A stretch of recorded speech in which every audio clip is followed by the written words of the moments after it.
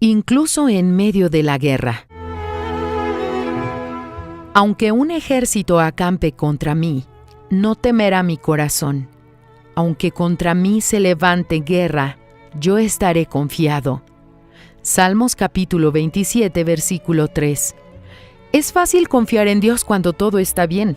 Es fácil confiar en Dios cuando los enemigos están lejos, pero la confianza que David manifiesta aquí es una demostración clara de su fe.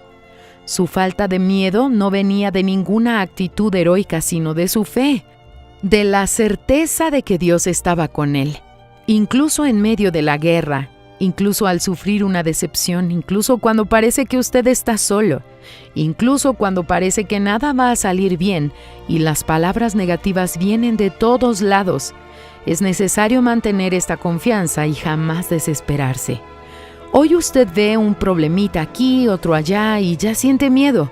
O entonces ve que la dificultad aumenta y ya viene la duda, ¿dónde está Dios? La fe que se basa en lo que ve no es fe. La fe que se basa en lo que siente no es fe. La fe que se basa en las emociones no es fe. La fe que se basa en la situación no es fe. La fe no se preocupa si lo que está viendo es lo contrario de aquello en que cree. Su confianza no se basa en su condición humana, sino en la palabra de Dios.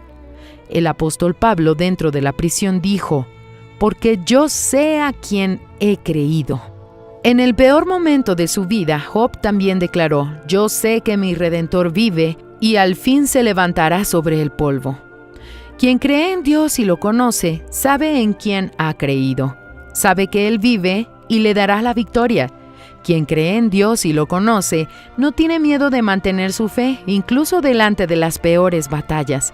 Si usted mantiene esta plena certeza de fe, es imposible que Dios no corresponda.